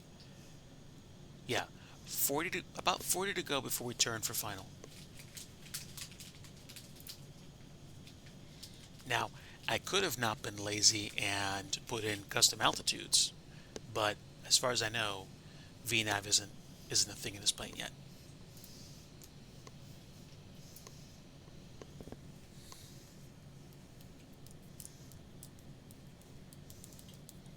Okay, Pavlin, I would say we have about 30, 35 minutes tops. So if you have 35 minutes, that's fine. Otherwise, I'd probably say get your rest.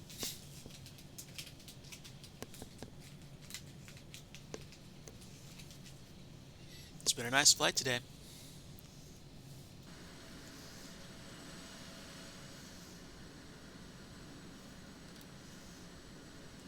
Not bad.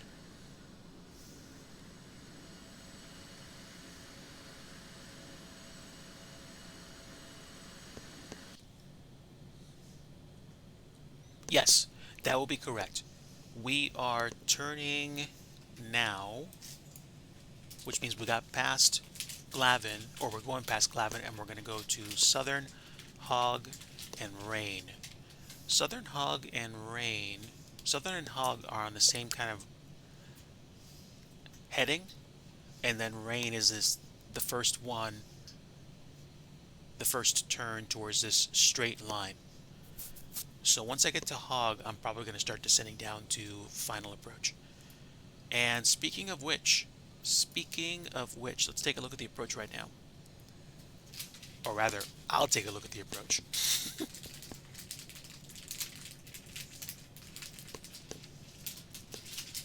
That's a good point, Kevin. I have not reinstalled Better Pushback yet. I just use the default pushback from the sim when I can. I haven't. I do have AbiTab reinstalled, and I have XPilot and live traffic for plugged in traffic, real time traffic.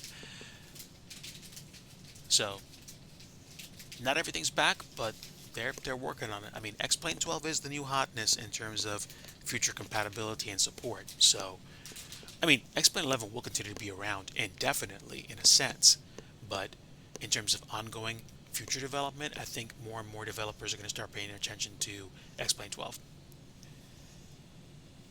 We need to be at 5,000 feet for our initial approach for Zelo.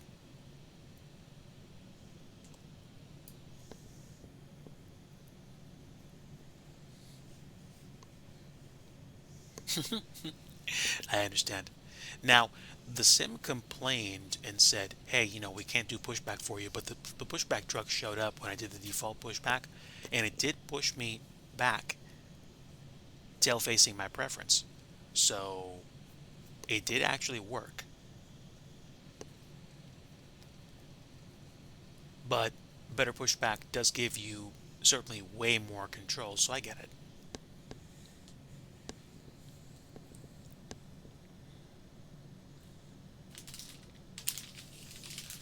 That's right, you are waiting for the parts to come in.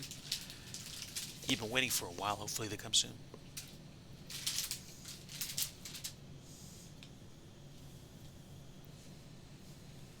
Alright, let's take a look at the MCP row up top here. We're going to set up for 5,000 feet. And we'll descend probably 1,000 feet per minute starting from Hog. And hopefully by the time I get to Swept, we should be good. The rapper you hear is Mrs. Digi noshing on some snacks. No, no, no. Don't worry about it at all. I don't. That's the thing. Yeah, yeah. The snack mix stuff that you get in the bags. I think I turned off. I think I turned off NVIDIA Broadcast because I wasn't able to get it to work. So it is picking ambient noise up a lot more.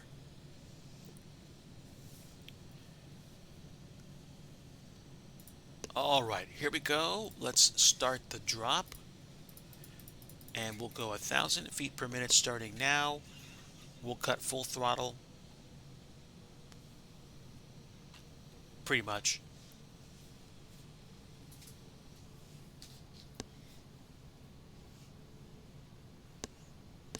Kevin, thank you so much.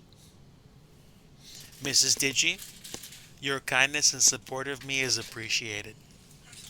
The chat says that your kindness and support of me is appreciated.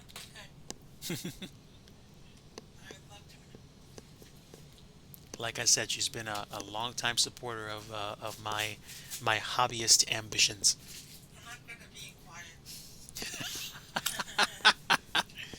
But she's flight attendant extraordinaire. By the way, Mrs. Digi, please prepare the cabin for arrival. There we go. Okay, so we are descending through the clouds and we are dropping airspeed. I need to get to 250. Oh, and of course, wishing you a speedy recovery. Wishing you a speedy recovery. Yeah, it is rough right now. It's going to be a cloudy approach, that's for sure, Pavlin. That is for sure. Now, unlike the first few times I tried flying, there are more systems enabled, so hopefully we'll be able to arm the approach and fly the glide slope into 26 right. We will see what happens. I already have my ILS frequency tuned, and since I remember, before I forget, I'm going to go ahead and turn my landing lights on now so I don't forget.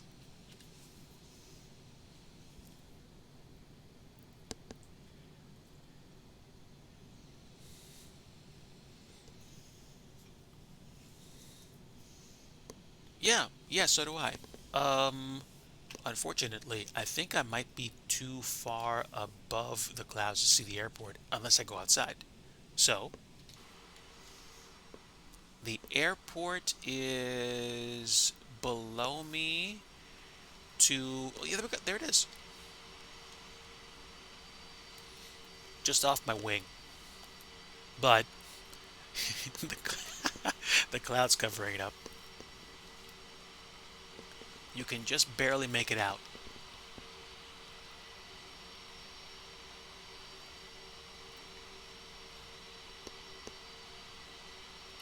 Okay, so you're on descent as well. Good news, chat. I'm not going to get in trouble for being faster than 250 knots on descent. Let's pick up the descent speed to 1800.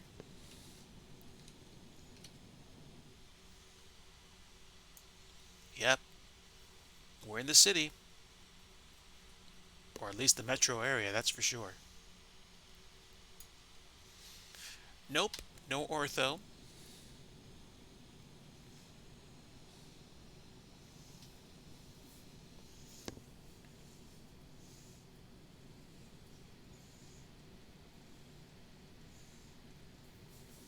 Yes, the roads do look nice. Without a doubt. They are three-dimensional. Sorry, FS 2020. You gotta get on their level.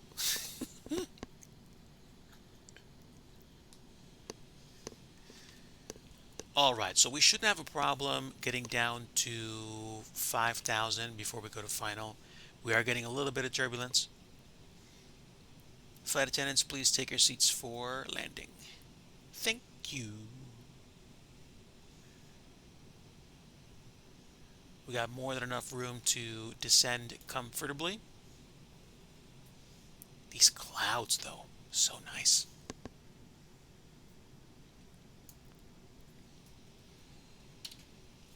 Ooh, that's not good to hear.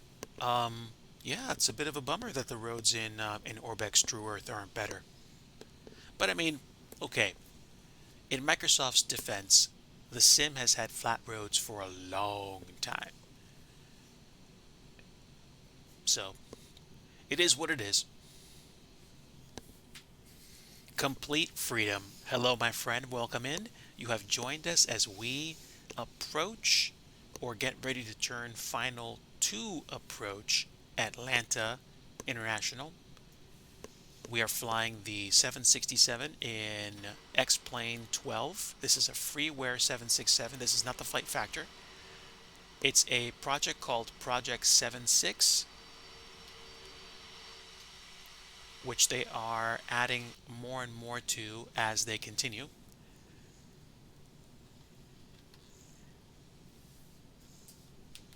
Let's go ahead and give it some juice. Not that much juice. Slow down. Slow it down. We don't need to go faster than that. We're going to make 5,000 feet. We should be fine. That's better. The one thing I'm noticing about the displays is that they don't show wind speed just yet. So we'll have to be cautious. But it's okay.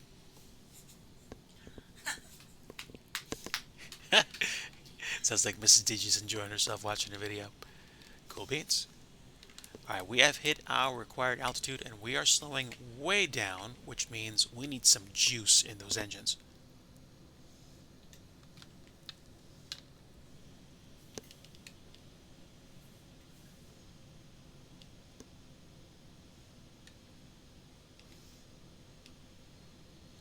Alright, great.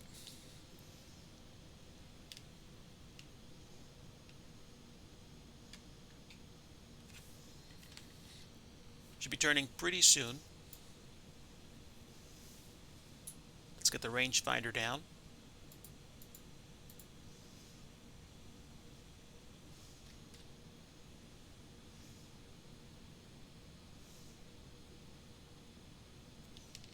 And now we'll start slowing down even more.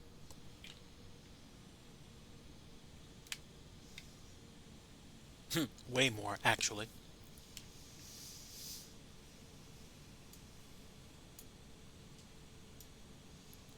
Got some very nice trees down there. Nice and green mostly. It hopefully is not that cold down in Atlanta.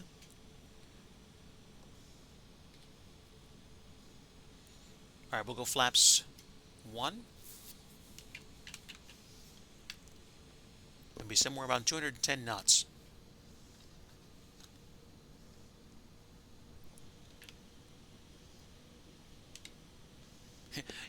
Yeah, that's gonna mess with you for sure.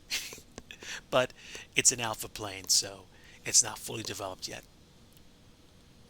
It's nice to fly still, though. I like it.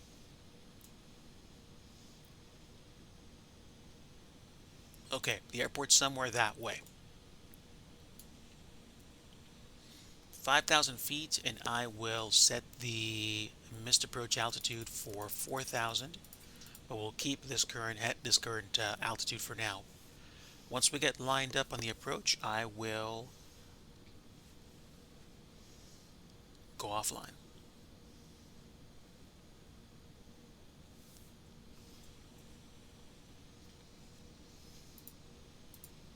Actually, Kevin just reminded me of something.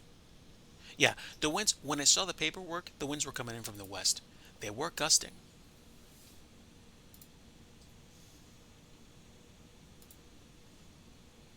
Let's get the plate set up. There we go. Done. Okay, we're lined up. Approach mode armed.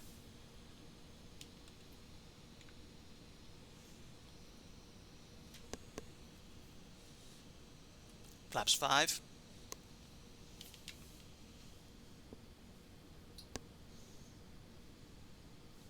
Auto throttle speed a little high. Oh, yes, of course. We never had the auto throttle working, so I've just been flying the plane by I've been flying the throttle by hand. If we were on final with managed throttle, I'd be at 180 or something like that.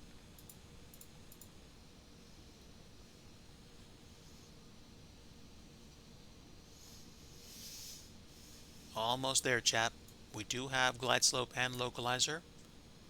The glide slope should be coming down soon.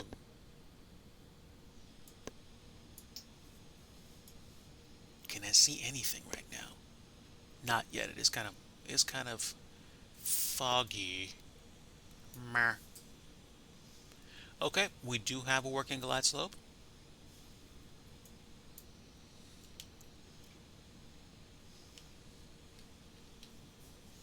We'll take flaps 15 and gear down.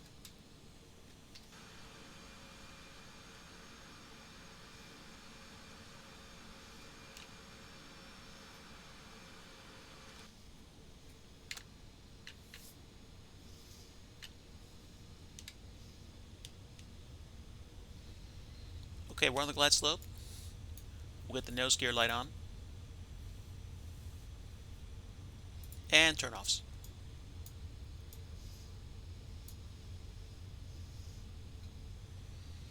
Mr. Approach altitude is set for 4,000.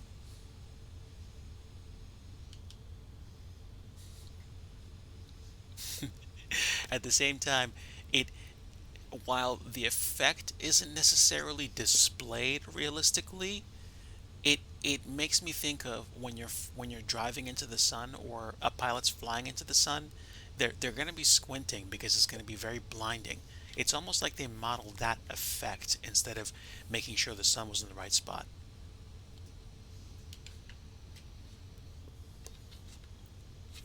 We'll go flaps 25.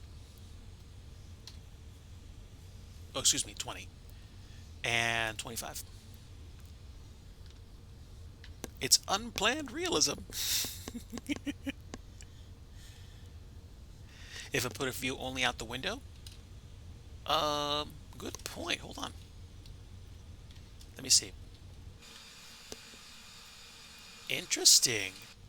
It gets a little bit more blinding inside the cabin. It's almost like they modeled the effect of the light going through the windshield, which is pretty dope.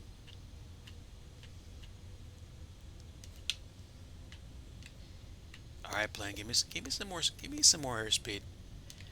Let's keep it closer to 150, friend.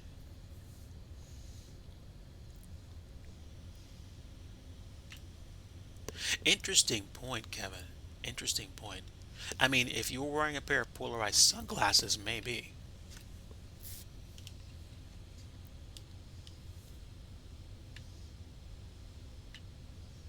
2,500. Okay, XPLANE, you have my attention now.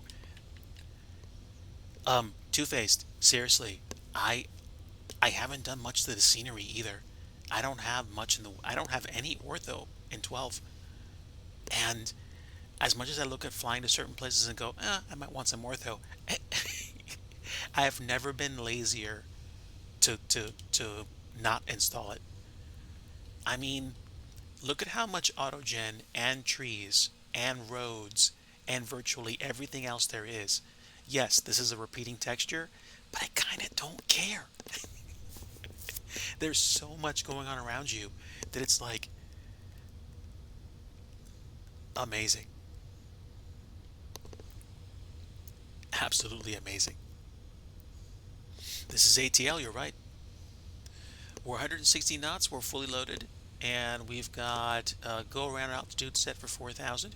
We've got our flaps set to 25. Auto brakes are at 3, and we'll see what happens when we land. We will see. I don't have a landing indicator, so we'll just try to do it best we can. Not crash, of course, and land well. Land enough that you can actually pull off the runway in a convenient spot.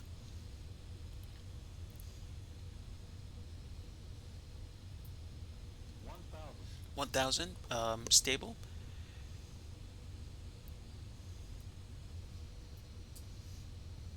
Mr. Approach altitude is set. Height checked.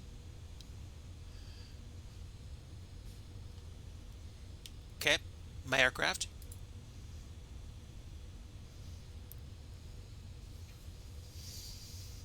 Autopilot is off.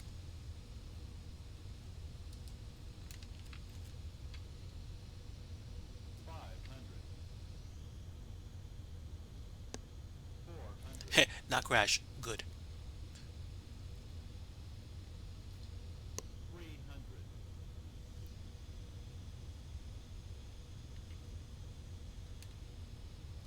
200. We're landing. I forgot about checking minimums. 100. 50. 40. 30. 20. 10. Okay, great. Here we go. We are down.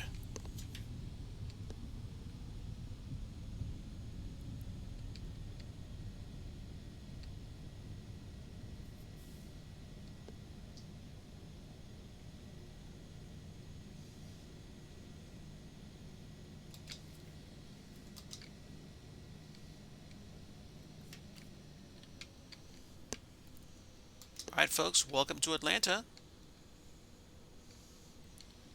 Two-faced, we're like fully loaded. 290 passengers plus cargo.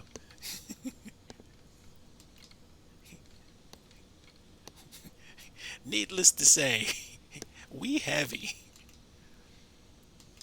Welcome down to Atlanta. Local time is 4:37 p.m. We have arrived. We went way longer than I wanted to, but it's okay. Not max weight, but we were pretty heavy. Like we were like closer to 2/3 weight. But again, like we had everybody in the plane, plus flight attendants, plus crew. So yeah, yeah, it was a chunky plane. It was a chunky plane. All right. We will definitely enjoy a sweet spot of replay. I will get the APU kicked back on. 1, 2, 3, 4, 5. And we'll make our turn here for Charlie.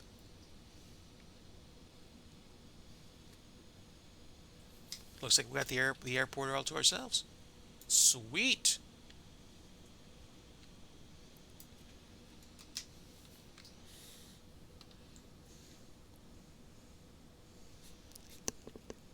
Babylon, have a great night. You take care. Thanks for coming in. All right, friends. This is Charlie. We're going to turn right onto Foxtrot.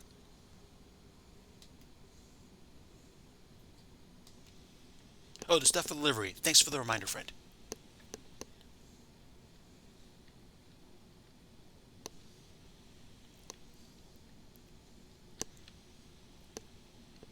All right. So, welcome to Atlanta, everybody. This is Default Scenery.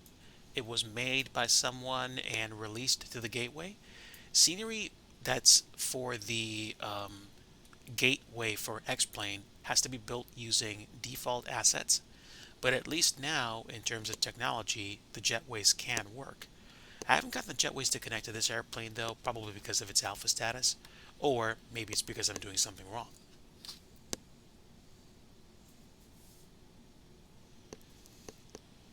So, let's see. We are off the runway.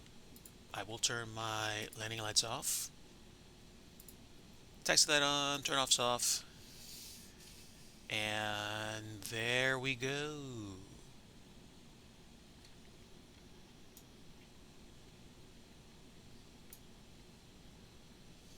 Can we take a big one? I think we can take... We can probably take... What? You? Which one? Which one? No, no, no, no, no, no. This way. This way. That's one we'll take. We will take this one with the cars in front of it. So, Delta 3-3. Tree.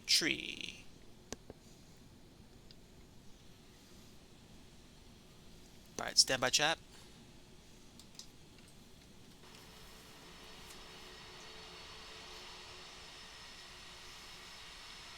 Yes, I'm cheating. Judge me.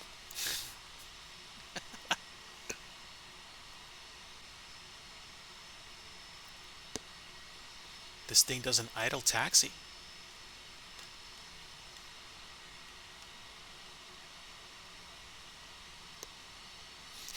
Boo! Judges harshly. I don't have a ground marshaller. Cut me some slack.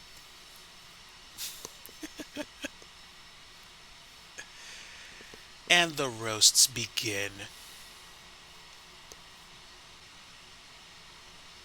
Alright, a little bit more. Little bit more.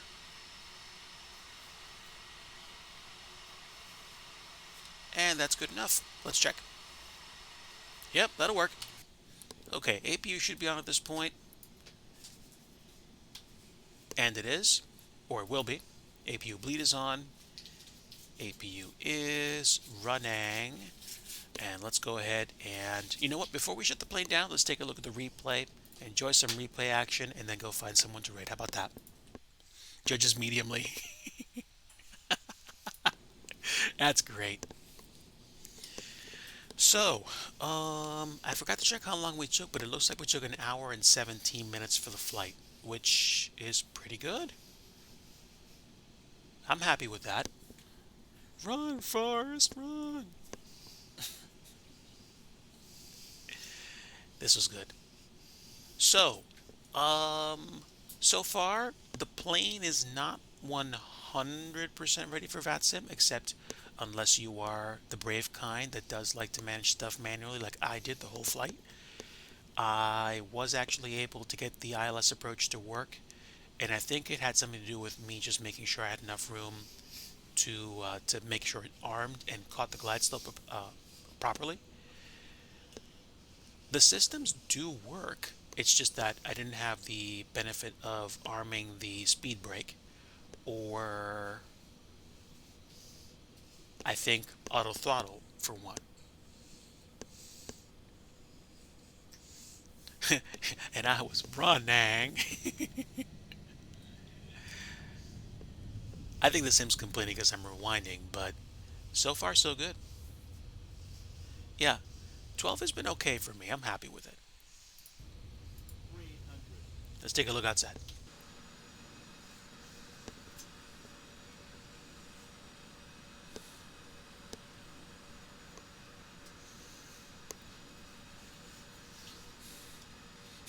Whoops.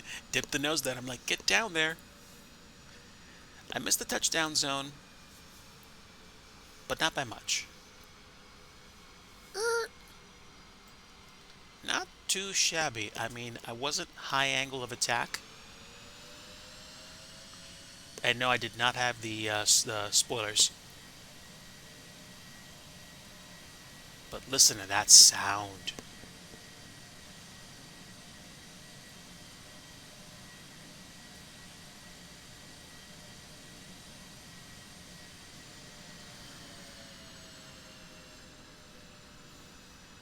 I'll definitely give them points for great exterior and interior noise.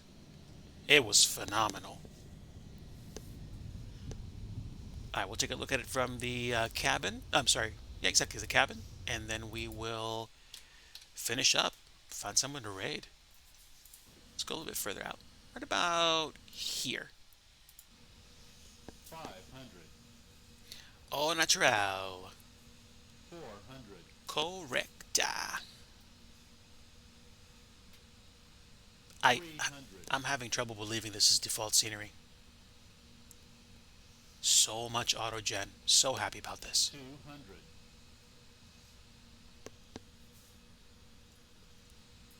100. 50. 40. 30. 20. 10. Okay, so if I'm guessing, I'm gonna say the landing rate was like somewhere around 230, 240. Which again, if you're like sub 250, you're barely gonna feel it. The shocks are gonna sop up like more than 2/3 of that. So I got the plane down, and I didn't have the benefit of the spoilers, but we did use auto brake 3, and I did pull off the runway before I ran out of runway. So I'm happy.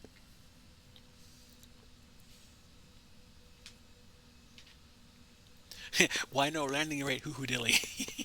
Because I don't care about landing rate as long as we land where we're supposed to land. And technically, we didn't land where we were supposed to land, but we did land in the same neighborhood of the landing zone.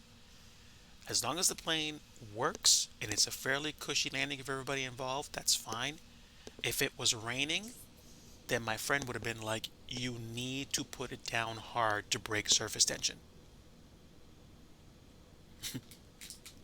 Like, you know, I'll admit, uh, if there's a Butter Chasers Anonymous, it's like, hi, I'm Digi, I chase butter landings. But you definitely want to make sure you have enough runway to land, because look at what happened with us. We couldn't activate the spoilers. Imagine what would have happened if the airplane you had set up for landing didn't actually didn't actually deploy spoilers. So then you have a heavy airplane with working reversers and auto brake, but you're not actually able to slow down as fast as you think. So being prepped is important. Being prepped is important. And the fast forward for some reason doesn't work well, so I'm going to go ahead and cut the replay here and then just shut the airplane down. So we'll cut power. Alright, we do have the APU running, so we should be able to turn stuff off. I left all these lights on, but that's okay. And that's it. Ladies and gentlemen, welcome to Atlanta, where it's nice and partly cloudy, sunset, and we have arrived safely. Can we get the jetway to work? No. Probably not going to be able to get the jetway to work with this aircraft for some strange reason, but the other planes that have flown have used jetways. They do connect, they are animated, but it's fine. I'm happy. I had a great flight. I hope that you folks did as well. Let's go find somebody we can raid today. Well, you've got me looking into a processor upgrade and XP12 purchase. Is this not the way of life, my friend, with regards to Sims? Let's go ahead and take a look at who we have. So, I am checking. Sim Caesar should have kicked off with some flights right now. We have Iron Condor Simulations, who is flying as well. Ropenza, which is another flight sim streamer, and Defective Crayon, Fly Mavic, and Eric Flight. You know what, folks? We're going to go say hi to my friend Eric Flight today, and we'll surprise him with a raid. He is doing a general aviation flight at the Mo, so let's get ready to go. Folks, like I always like to say at the end of every stream, if you want true peace, you need the Prince of Peace, and that is Jesus Christ. I hope you have a great rest of your evening. Thanks for tuning in and saying hello, and I hope you have a great day. Until next time, my friends, we'll see ya.